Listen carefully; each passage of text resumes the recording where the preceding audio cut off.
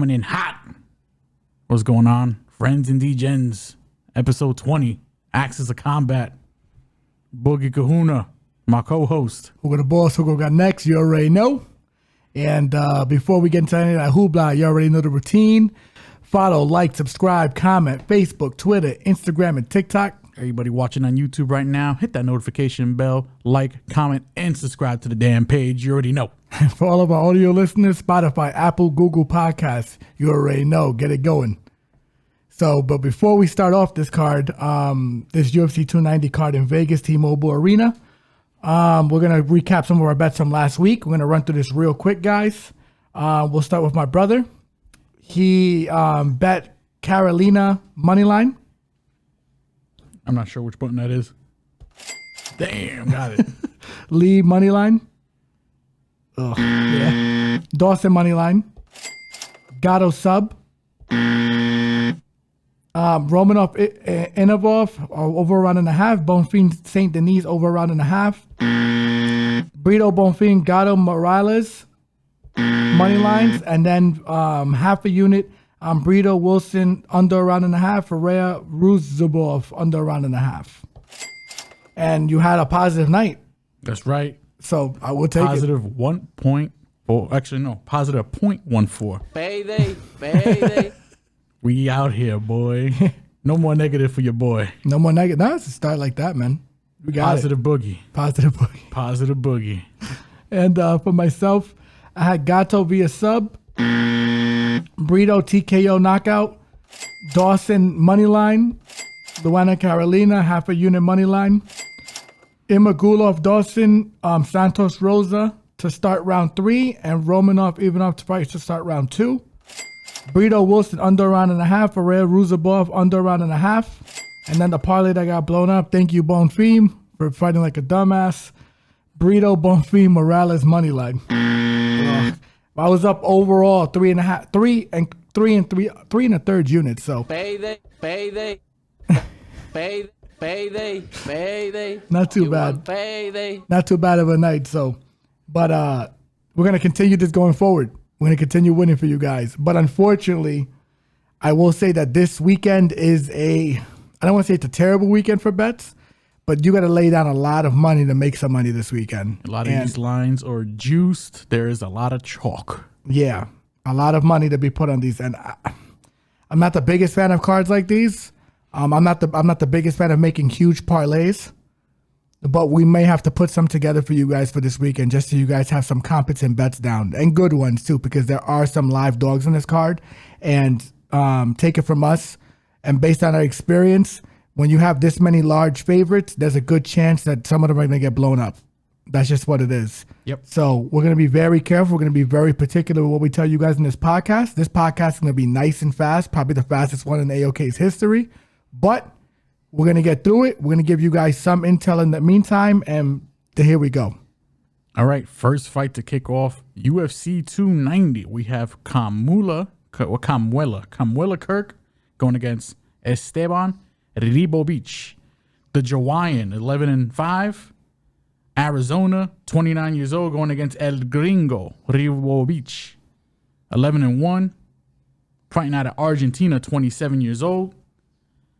This fight right here, going back and forth. Kamuela Kirk, he had in his Dana White Contender Series, kind of got like he had a really good first round against Billy Q, where he was able to take him down and work him real hard. Pause. But then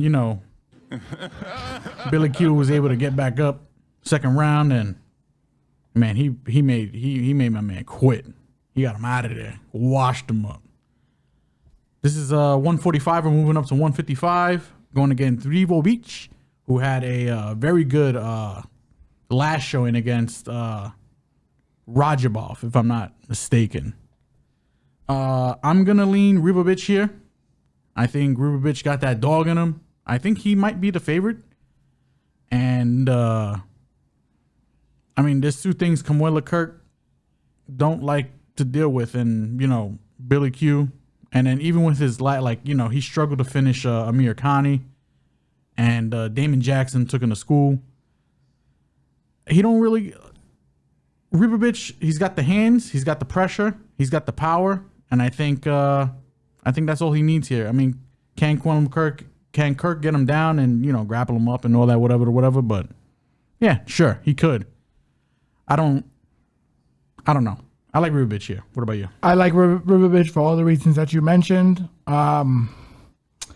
Slightly a scary fight to bet on, but I think Ribovics is probably a safe play here. If I had to bet, I'm going to go Ribovics, but for all the reasons that you listed, that's where I'll leave it. Yeah, that's where I'm at with it. So, all right, next fight we have here. Second fight, flyweight. Shannon Ross, the Turkish Delight, going against Jesus Aguilar. The Turkish Delight, 13-7, hailing from Australia, fighting out of Australia, 34 years old, going against Jesus Aguilar, hailing out of Mexico, fighting out of Mexico, 27 years old. This fight is probably the lowest level fight on the card, in my opinion. I don't like Shannon Ross. I don't really like Jesus Aguilar too much either. Aguilar is like guillotine a bus.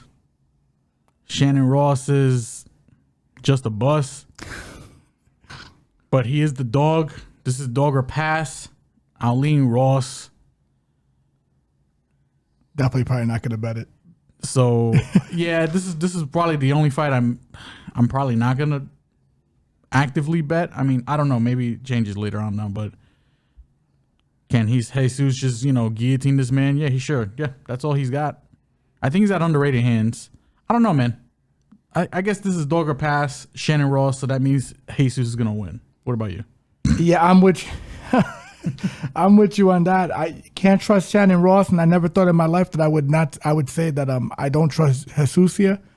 And yeah, I'm with you there. I think I don't trust Jesus in this spot. I just don't. And I definitely don't trust Shannon Ross. I'm not going to tell the viewers here to, put their hard-earned money on this fight.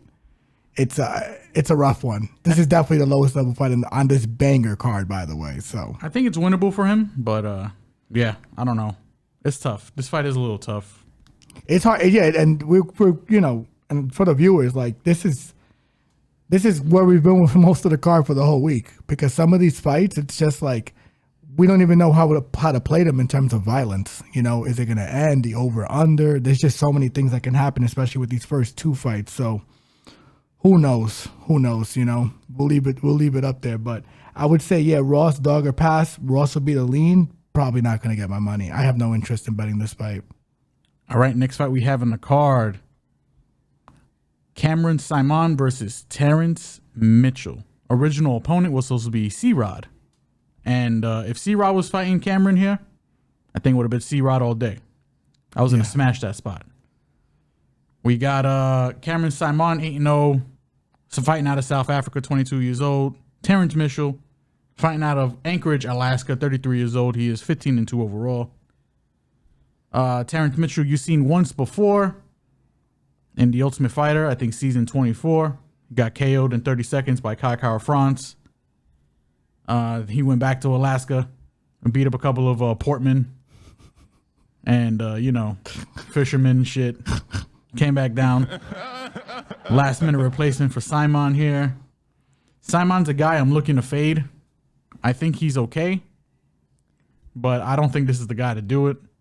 I think Saaiman, first round, KO, submission. I don't know. I think he gets it done. I think it's pretty easy. I think he probably gets him out of here.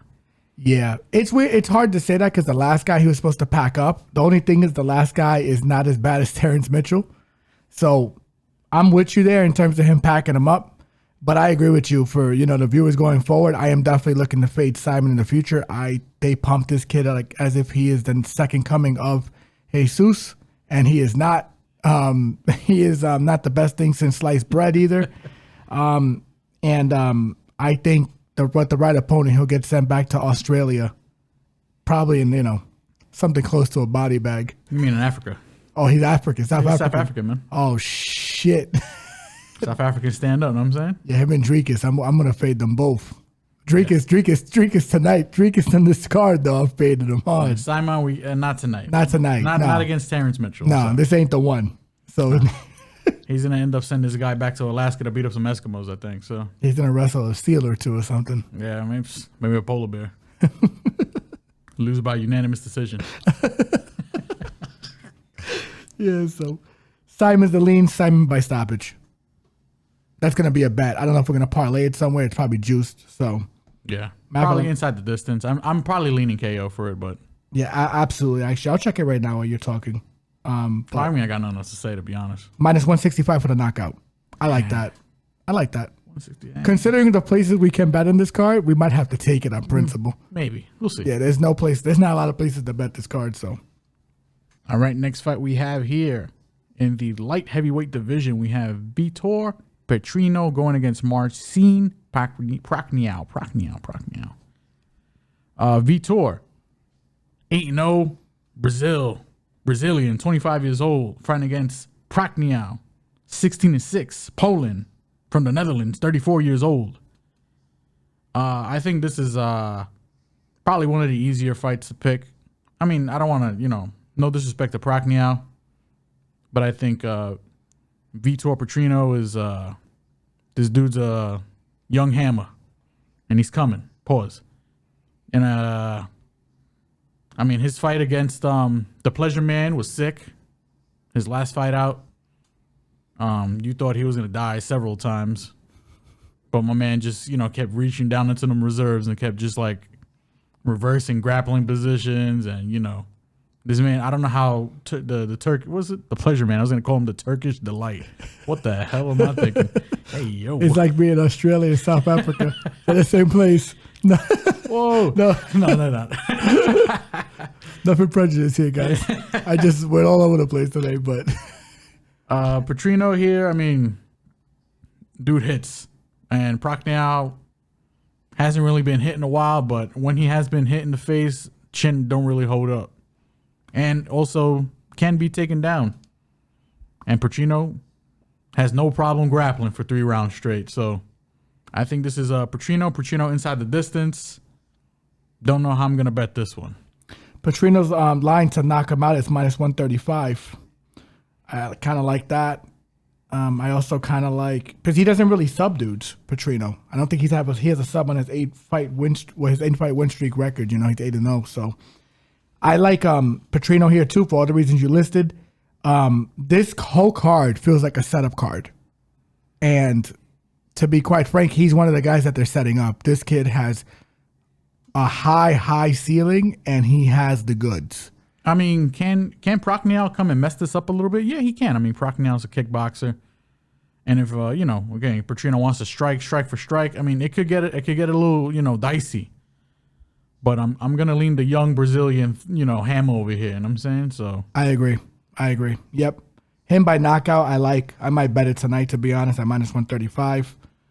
Yeah, I think he packs him up. I think he wants to replenish that performance that he had against the Pleasure Man, where he should have stopped him a few times. I mean, listen, the Pleasure Man just had a chin, boy. He just took him. He took some and he gave it too, But yeah, I just think this is a better matchup fight for him than the Pleasure Man. I thought the Pleasure Man could beat him, and he probably could have if he had implemented a better game plan. But I think this one he matches up better against Petrino than the Pleasure Man. I mean, Prachnio, you mean, right? Is that how you pronounce his name? Petrino is the Brazilian. Prachnio is the. Listen, we're a little off, ladies and gentlemen. It's okay. Bear with us. One of these guys. All right, so your pick is Petrino knockout. There we go.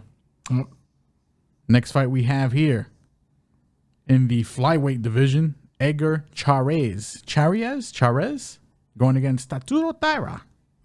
The Pitbull Cháirez, 10-4, fighting out of Mexico, hailing from Mexico, 27 years old, going against the undefeated Japanese young man, 23 years old, Tatsuro Taira, 13-0. Taira finally getting because he was supposed to fight a couple of cards ago against Kleetzen. Kleetzen missed weight.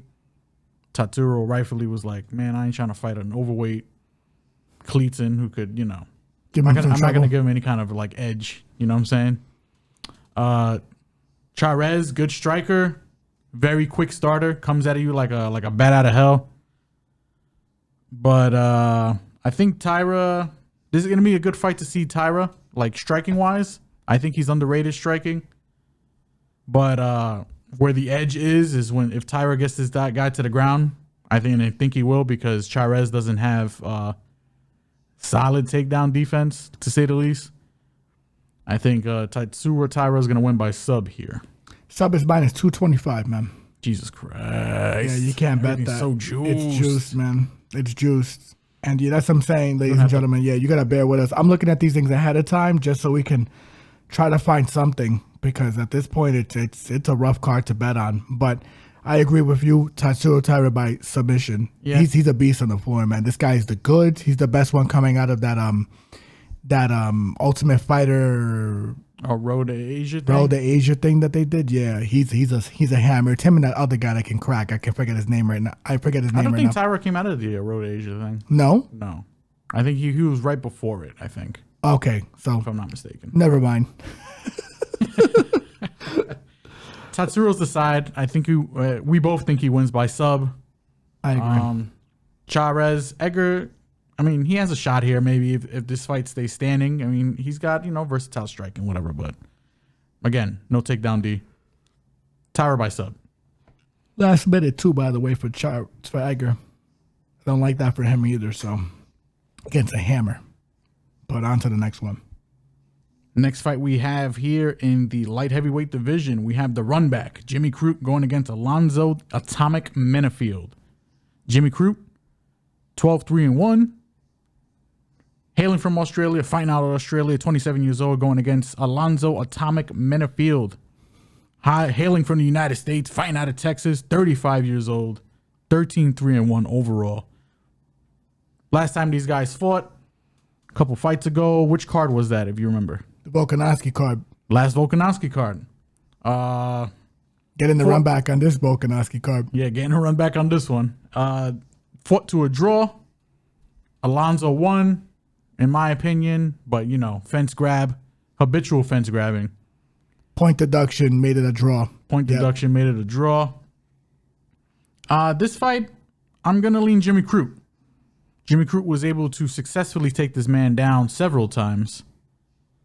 Jimmy Crute, I think, is the younger. Well, I don't think he's the younger. He is the younger guy. I think he has more adjustments to make, and I think he makes more adjustments overall. Alonzo, I mean, fought a perfect game plan, and if he just kept his hands off the freaking cage, he would have been all right, to be honest. But don't know what he can do differently.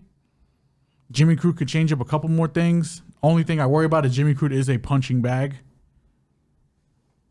But Jimmy Crute is durable.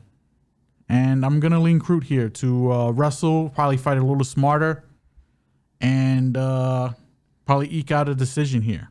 Maybe. What about you? Jimmy Crute's definitely the lean. Don't know how I'm going to bet this. Violence is definitely the way. I don't think this fight goes to decision. Okay. Jimmy has many more adjustments to make from the first fight. Alonzo had him dead to rights the first two rounds technically, which is crazy. And I agree with you. That's the only thing that alarms me about Jimmy Crute. He is a walking punching bag. I think I think his opponent's just some wild statistic. I think it's like 11 strikes per minute, and they land 6.5 on him, which is more than 50%. That is with his face, man. Insanity. And it's scary because Alonzo hits like a fucking truck. So yeah, it's like, I mean, if you look at the guy, he's sculpted from stone. So I'm definitely not. This fight's scary to bet on. Jimmy's definitely the lean. I might actually be crazy enough to bet it. I might be crazy enough to bet Jimmy Crute in this fight. But for those reasons, with the wrestling, I'm gonna lean Jimmy Crute. So next fight we have here in the women's strawweight, we have Yazmin Uruguay going against Denise Gomes. Yazmin is 10-0, fighting out of Mexico, hailing from Mexico, 24 years old, going against Denise Gomes. 7-2, fighting out of Brazil, actually hailing from Brazil, fighting out of Las Vegas, 23 years old. This is probably low key my favorite fight on the card. To like, you know, in terms of in terms of anticipation, I guess, because I like both these girls. They're both young. They both bring it. I'm gonna lean Yazmin. I like her volume. I like her output. I like her toughness. She's, you know, shredded to the, you know, to the T. But I think Denise Gomes here I think she could be live, man. I think she could be live. She's got big Jessica Andrade vibes. You know what I'm saying? She got that dog. She'll come right at you. Throw. She'll take one to get one. And I think grappling might be the X factor here. It'll be pretty interesting to see how Yazmin handles grappling. But I'm going to lean Uruguay here because I think she can win. She probably will win. But at these odds, this might be dog or pass. And depending on how the lines move, I might be putting a bet on Denise. I might be. Don't know. But dog or pass, Yazmin's the side. What about you? Yeah, I mean, this girl, Jauregui is the goods. Yeah. I like her a lot. I think she manages distance very well. That fight she had with Estela Nunez, that's her name.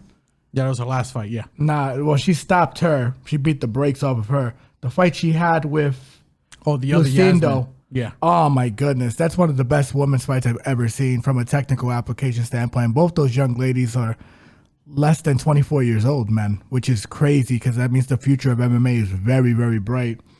I like Yazmin here. I don't like her at these odds. I think this fight probably will go to decision. Can't assure you of that just because Denise does eat damage, but Denise is live because she does pack a wallop and she does have a legit ground game if she gets you down. So, Samira, my brother here, yeah, I like Yazmin. I might take a shot on Denise just because I think the line's a little disrespectful. Yeah. I'm sitting on it. I kind of want to see where the movement goes. Yeah. And I mean, I might be taking a shot. I mean, I might be. If it doesn't grow anymore, maybe not.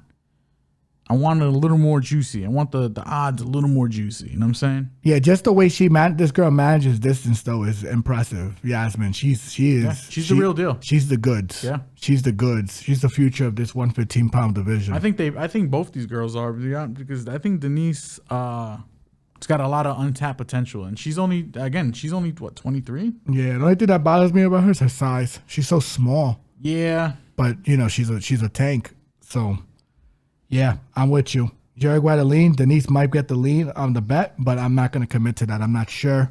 We'll see where this fight goes as time goes on. You'll see our bets on Friday or Saturday. Absolutely, right before the fight. You guys will just follow the socials. You'll see. Yep. Next fight we have here. Jack Della Maddalena going against the muscle hamster, Josiah Harrell. This is last minute replacement. The original opponent, and I don't recall who the original opponent was. The original opponent was Sean Brady. We have Josiah Harrell stepping in here last second. Couple days. Yeah, I mean, as if fighting Jack is not a tall order in itself with a full fight camp. Yeah. We got Jack 14-2, hailing from Australia, fighting out of Australia. A lot of Australians on this card, 26 years old, going against the muscle hamster who is 7-0, fighting out of Grove City, Ohio, the US of A, 24 years old. I mean, this is Jack Della. Josiah, I mean, he looks like Devin Clark. He's built like Devin Clark. All he's missing is that big Milwaukee Bucks tattoo on his chest. This guy's moving up a weight class last minute to fight Jack Della. I don't like any of that. I think Jack Della does whatever he wants with him, probably by first round KO. Can he wrestle him? Maybe, test Jack Della's wrestling here? Maybe. But I think this is Jack Della to finish, Jack Della KO. What about you? Once again, setup card, Jack Della by execution first round. Hopefully he doesn't choke the guy like he did Randy Brown when he cost me a ton of money. Remember that dumb shit? Club and sub, baby. He smacked him and then he put him down bad, and then he's, as opposed to just ground and pounding him out, he's like, nah, I'm going to choke you. Yep. You know what I'm saying? Damn it. Fuck, man. Can't believe that shit. It is what it is, man. But my boy Jack, he's the goods. This fight was originally supposed to be with Jeff Neal, right? No, Sean Brady. Oh, yeah. And that's a way more interesting fight, even though 100%. I would have faded Sean in there. But I don't think I would have faded Sean. yeah, I'm not very high in Sean Brady. I'm not high on his striking. I am high on his grappling. Sure, man. His wrestling's okay. His grappling's really good. His wrestling's okay. Hey, man, that's all you need. Yeah. Against sure. a boxer like Jack Della. Jack Della. Maybe. Nah, he could have been exposed, but we don't know. Nah, not tonight. Not tonight. Not Saturday, technically. Not Saturday night. Yeah. Jack Della, execution first round. Knockout. Now we at the main event for the prelims. We have the retiring Robbie Lawler going against Nico Price. Ruthless Robbie Lawler, 29-16, fighting out of Coconut Creek, Florida, 41 years old, going against the hybrid Nico Price, 15-6, fighting out of Cape Coral, Florida, 33 years old. As much as this hurts me to say, I think this is going to be a Nico Price win.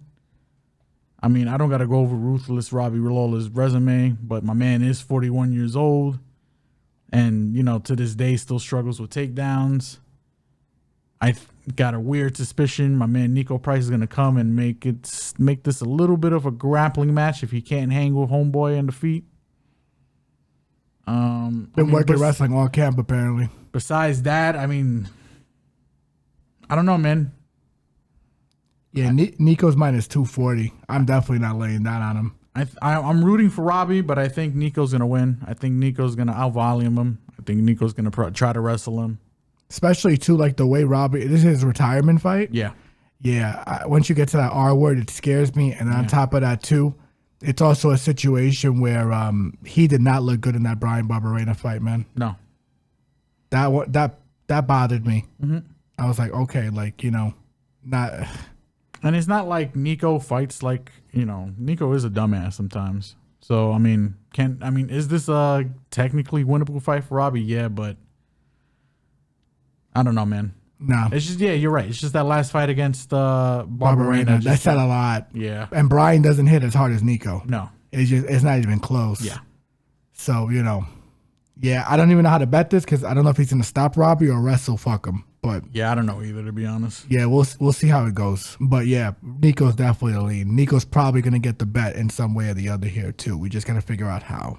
So, all right, to kick off the main card, UFC 290, we have Bo Nickel going against, drum roll, Val Woodburn.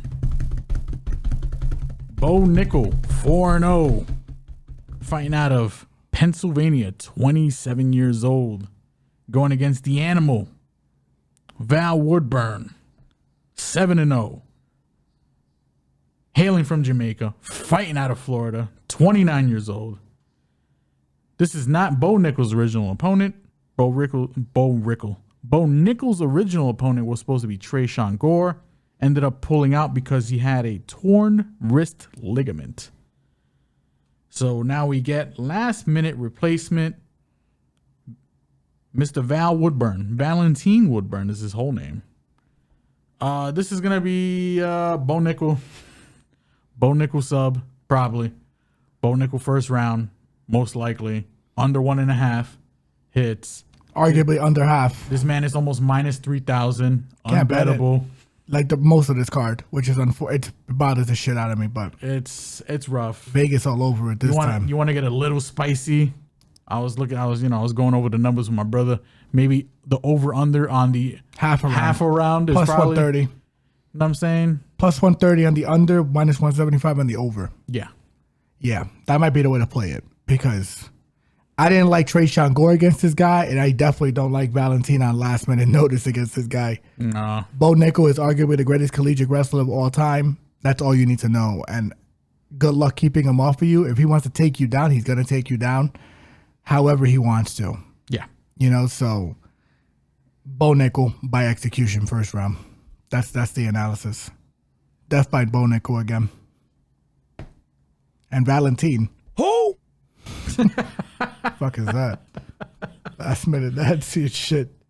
Hey man, he did an interview recently. He was like, "Y'all gonna remember me." I mean, who knows, yo? If this guy comes through and just one shot KOs this dude with an overhand right or something, that'd be crazy. Yeah, I'd be very surprised. To this day.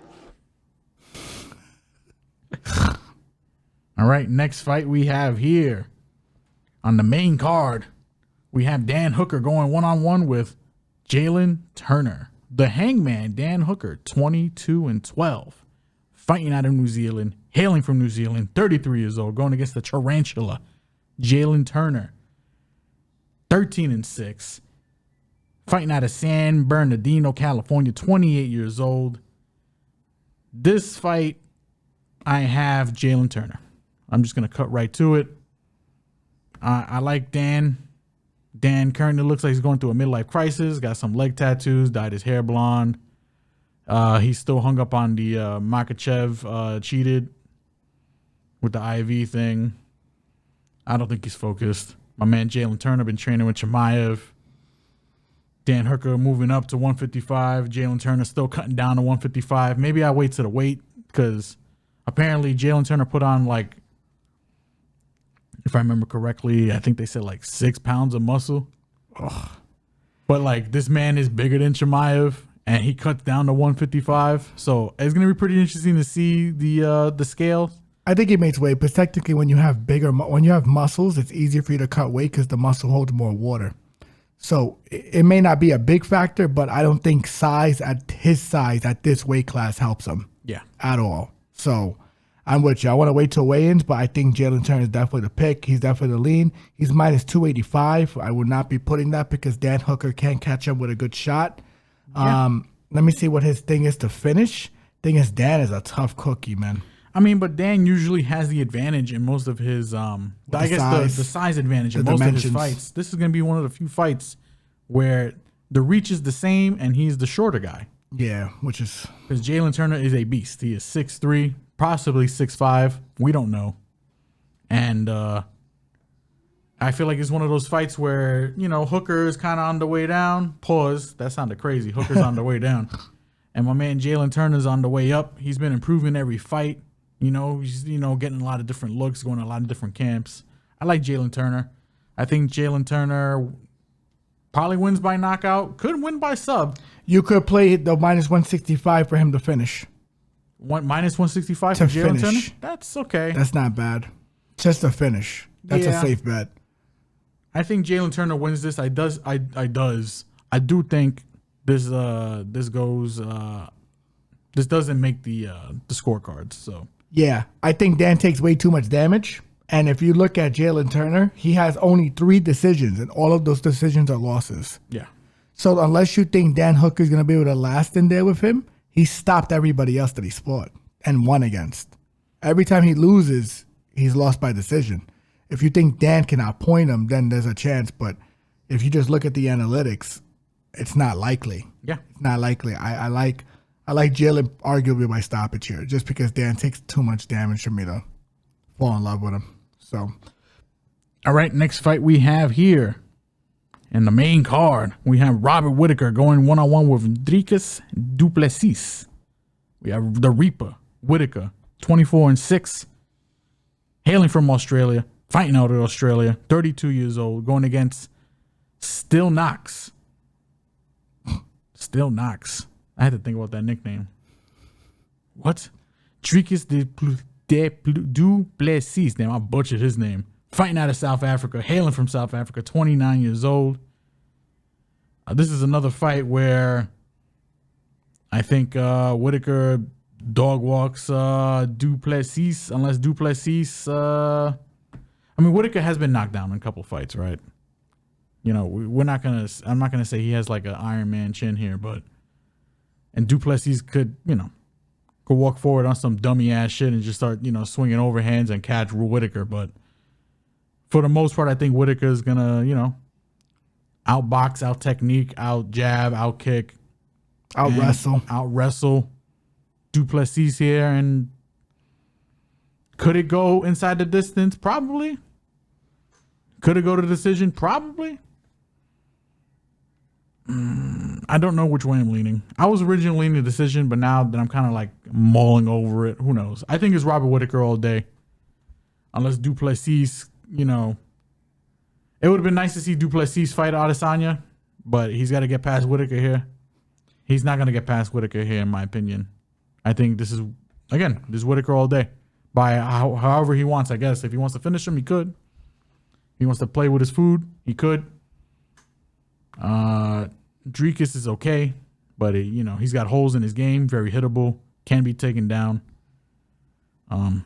Like I said, he fights like a zombie, goes forward, willing to take one or give one. Won a lot of his fights like that, but I just don't know if that's going to work against Whittaker.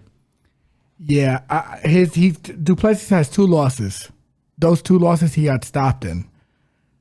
There's another fight where it's like this guy walks in. You want the real? Listen, you butchered him just like Robert Whittaker's going to butcher him this weekend.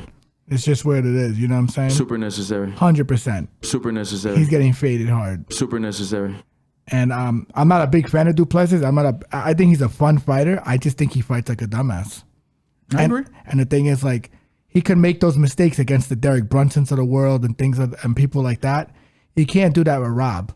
You just can't. And Rob, even though he's not a prolific finisher, Duplessis just puts himself too much in the line of fire for me to believe that this fight's going to go to decision.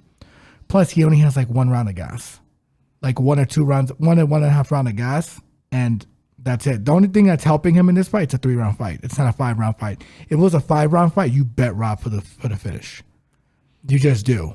Yeah, that's why I'm kind of 50-50 on whether this goes to decision. If it's inside the distance or if it goes to decision. There's value because he's plus Rob by decision is plus 215. I'm leaning decision only because I think Duplessis is just durable, man. He's just a durable dude. And like I said, to get him out, you got to... I think Rob is that guy, man. I think Rob is going to disconnect this shit. He could. I really do. I won't be surprised, to be honest, but Rob is not. Yeah, he's not a prolific finisher, but look who he's fought. I'm just trying to find a way to bet this boy. Fought Cannonier, Vitor. He fought Cannonier, Vittori, Stylebender twice, Yoel Romero twice. Those are that's his lineup.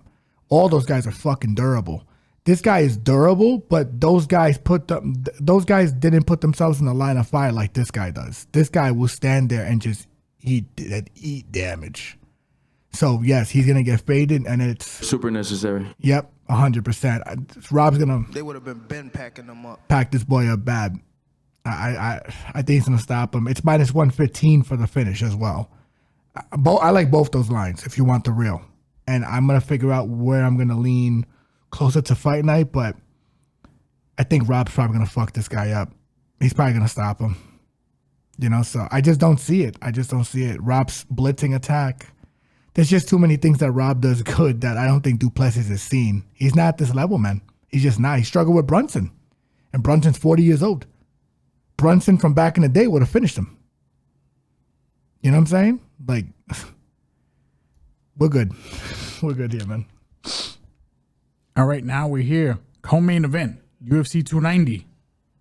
For the flyweight championship, we have Brandon Moreno going one-on-one with Alexandra Pantoja III, the assassin baby, 21-6-2, the champion, fighting out of Mexico, hailing from Mexico, 29 years old, going against the cannibal, Pantoja, 25-5, the challenger, fighting out of Brazil, hailing from Brazil, 33 years old.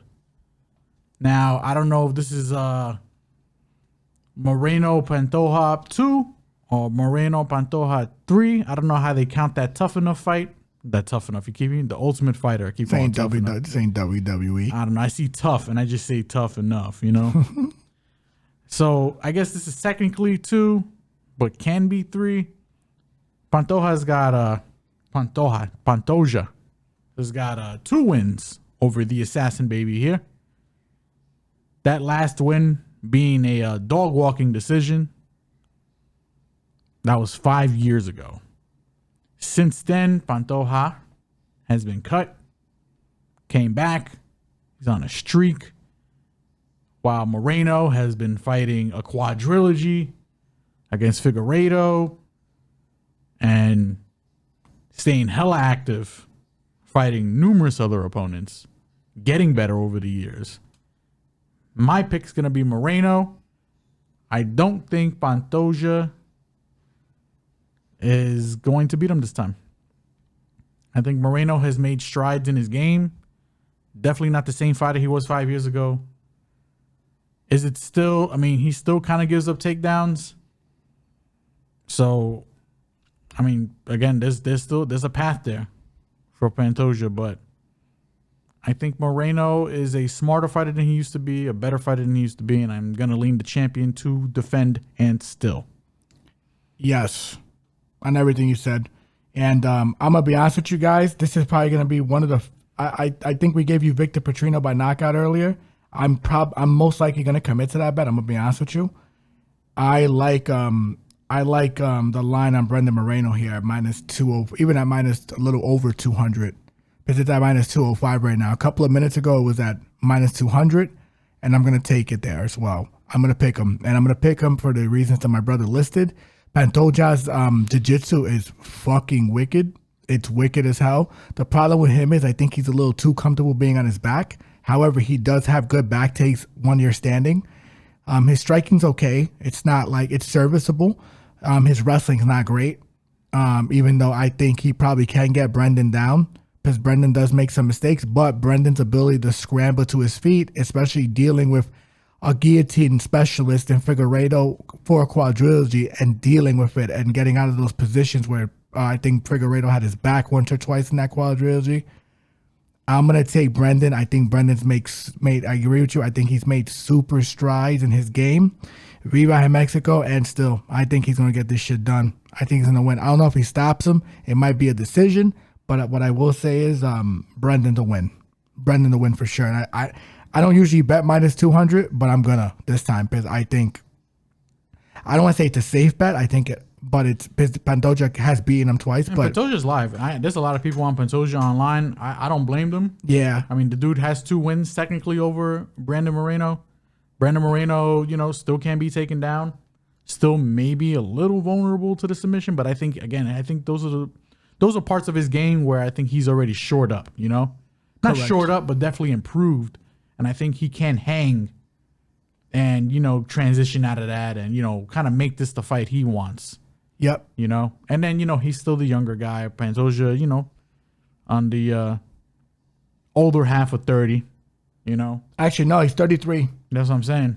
That's the older half of 30 as a fighter, I guess, Older right? half of 30, and he's on the other side of 30. Yeah, and the thing Moreno's on the younger side. for perspective, guys, Brendan's also 29, entering his prime. Their last 2 fights, one was 7 years ago, the other one was 4. Yeah. And anyone who knows the strides you make from 25 to 29, it's a different thing. I like Brendan a lot here, and I'm gonna commit to this bet, even at -200. I don't give a shit. He's gonna get my money. All right, main event, UFC 290 for the weatherweight. You hear me? The featherweight championship of the world. We have the interim champion going against the current champion. I'm mixing all that up. I'm a dummy. Anyway, Alexander the Great, Volkanovski going against El Pantera, Yair Rodriguez. Volkanovski 25-2, the champion, fighting out of Australia, hailing from Australia, 34 years old, going against the challenger, the interim champ, Pantera. Yair Rodriguez, hailing from Mexico, fighting out of Chicago, 30 years old. This fight is going to be a banger. I think on the feet, it's going to be very exciting. Yair, one of the most versatile strikers in the game, especially in the featherweight division. But I'm leaning Volkanovski. I think Volkanovski is just that damn good. His last fight moving down, or actually he moved up in weight to fight Makhachev, arguably won. Coming back down to defend his title. It's weird, man. It's like, I don't want to make it sound like disrespect, but like, man, this guy's got just like solid fundamentals. And it's not a bad thing. He out-jabbed Max Holloway his last fight. He's just, I don't know. Alexander is just that good. He's just good. He's a good, well-rounded fighter. I don't think he wants to strike with Yair here. I think he's gonna want to have to take it down. Where I think he can, I don't want to say hold him, but have his way with him. I think he's smart enough not to get caught in any kind of subs. You take away Yair's best shit. Yair, has been better in the grappling department. I think he's training with Diego Lopez and them boys over there, improving his game. I think it's going to be a good fight. I think it's going to be, I don't want to say close, because I do think Volkanovski is just... There's a chance he could fuck him up. Yeah. There's no question. And Volkanovski... Man, I don't know, man. Volkanovski's a beast, man. Not that Yair isn't live, and I'll hand it over to you for that one. Yeah. So for you guys, Volkanovski's definitely lean, but for this fight, especially if Yair gets to plus 300, he's floating around at at plus 290 on some betting portals. I got to take a shot on him, and I got to take a shot on him for a couple of reasons. Yair has gotten a lot better. Volkanovski's the truth. I'm done picking against him. He is going to be my pick. I just think there is value in picking Yair here with the line, because I'm not going to bet Volkanovski at minus 370, because I don't think this fight is a 3-1. It could look like a 3 to 4 to 1, but it could look like a 2 to 1 / pick 'em. That's where I'm leaning with this. Yair's striking, Volkanovski hasn't seen. I'm going to be honest with you. He has not seen it before. Not at this stage. Yair's ability to control distance, just as good as Volk. Volk likes to work behind that leg kick. Unless Yair leaves it out there for him to kick and doesn't give him different looks. And then, obviously, Volk working with the jab, but Yair likes to stay in kicking range. So unless Volkanovski does something that he hasn't done in a long time, which is kind of take charge of the octagon and walk this dude down, kind of like how he did against Makhachev, but Makhachev was tiring. Yeah, then I could see the fight being, kind of an ass whooping. But the thing is, entering into the space with Yair is so much different than entering into the space with Makhachev, because Makhachev is just really dangerous with the hands and the shot selection. Yair can hit you with a knee, an elbow, the deep kick to the face, body kick to the body. He can do so much shit, spinning roundhouse kick to the face, you know what I'm saying? Like to the body, deep kicks to the legs. Yair presents a lot of things that Volk is not accustomed to at this weight class. That's all I'm going to say.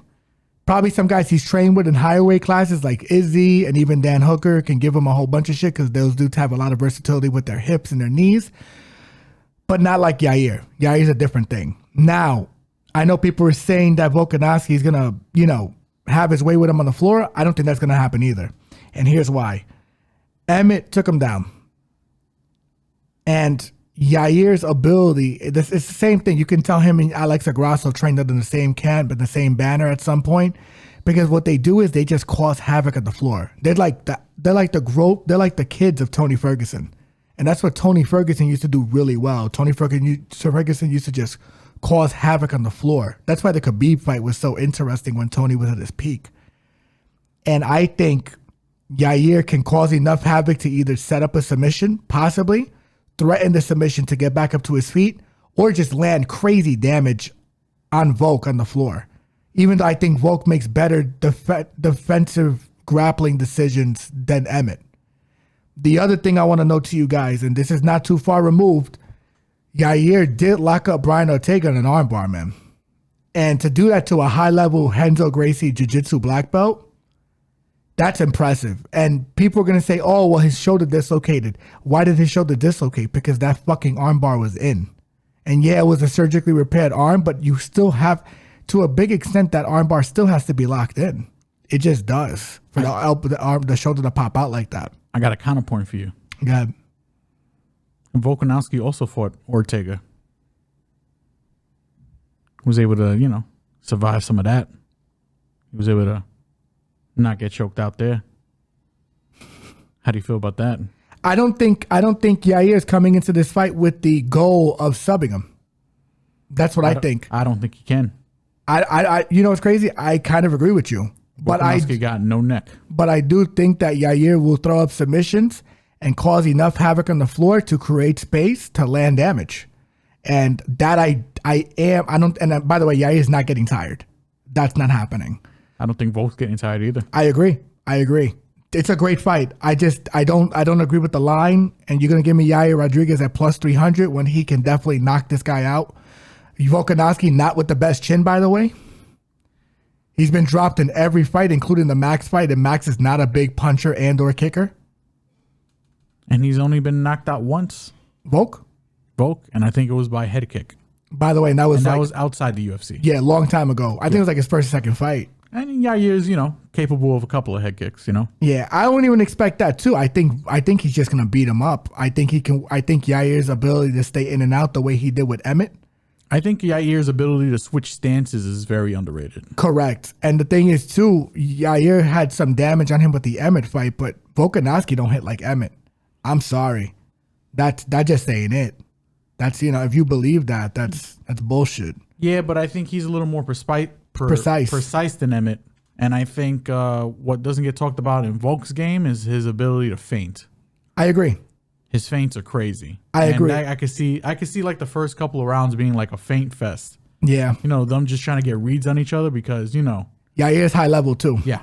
Yair is super high level. Like this is the best overall striker that Volk's fought. But I do in think, a lot of ways. I do think I guess I think I could see Volk being the one who's going to be pressing forward just to close that distance. He hasn't done it in a while. And I know, but I think he can do it, and I think he will do it. He can, yeah. But the thing is, like, if you notice, like, he did it against Makhachev, he still got dropped, even when Makhachev was in danger and tired and hurt. And he still got dropped by Makhachev in that fight. He did it against Chad Mendes. Chad Mendes put him on his butt, man, because he kind of walked Chad down, too. Thing is, the last couple of fights, Volk has kind of implemented a game plan where he kind of stays on the outside. I don't want to rule him out. He should win this fight just because I trust him and I trust City Kickboxing's game planning. But if you're going to sit here and tell me Yair has no fucking chance of winning this I'm fight, not saying that. I think that is absurd. And I think what is it? You were implying earlier that if it's like 2-1 odds or 3-1 odds, it's like a 25% chance. Yeah. 3-1 odds is literally 25% chance. Yeah. Implied odds. Yeah. So that's the thing. You're saying 1 out of every 10 times. 1 out of every 4 times. Actually, 1 out of every 4 times he wins. You want the real? I think Yair has every capability of winning more than that. Either like 3 out of every 10. Because I think that like that 25% technically indicates 2.5. He could win 3 to 4 fights. He could even win half the fights, in my opinion. I think this fight's going to be really good. I think that people are looking at this like a Volkanovski ass whooping, and it could be. I'm not saying it won't be. But what I will tell you is the way Irene Aldana froze on our money a couple of weeks ago, I do not see Yair Rodriguez doing this shit. This kid rises to the occasion. He does not give a flying fuck. And I think he's going to come in there and try to fucking land damage and get him out of there. And by the way, granite fucking chin. So Volk's going to have a long night the same way he did with Brian Ortega trying to pack him up too. He's fighting 2 Mexicans, man, with, they got granite chins. And these guys aren't going to fade like Makhachev did. They're just not. So I like Volk to win, but Yair Rodriguez, for all the intents and purposes of what I just mentioned, is, I think, in my opinion, a very...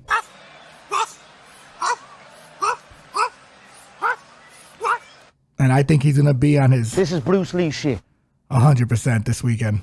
I think he has all the capability of lighting Volk up. He has, if it's not going to be him, it's going to be Topuria. Topuria might be the answer to this guy too. Both these fights, these next 2 fights for Volk at 45 are going to say a lot. If he beats Topuria and Yair Rodriguez, man, you got to give him his fucking rub, man. Yeah. I think he already deserves his rub. 100%. But you got to start talking about him ahead of Aldo, in my opinion. Because he beat Max 3 times. I thought he lost the second fight. But and then look at everyone else he's beating. And he's beating the new 2 kids. Both these kids are not even 30 years old yet. Yep. Topuria's not 30 and Yair's not 30. So I'm talking about like probably ahead of Aldo. I'm going to be real with you. But Yair's live as fuck in this fight. He is. So this fight is amazing. This card is amazing. This card has a lot of setup fights. We're going to try and find some money for you guys over the next couple of days. and we'll get back to you. But I gave you 2 bets on this cast. I don't know what my brother locked into, but we're going to figure it out. We're going to figure out how to bet this card because there's definitely some one-sided beatings we're expecting here. So, and anyway, guys, as you know, this is the end of the episode and the episode 20 in the books. As you already know, follow, like, comment, subscribe, TikTok, Instagram, Facebook, and Twitter. I said that backwards. And everybody enjoying the visuals here on YouTube, hit that subscribe button, hit that notification button to stay up to date, like, and comment, please. And for all of our audio listeners, you already know Google, Spotify, Apple Podcast, all the major platforms, all the major success. Let's make some more money this weekend, guys. Keep this train running. Holla at your boys. Episode 20 in the books. Holla. Later.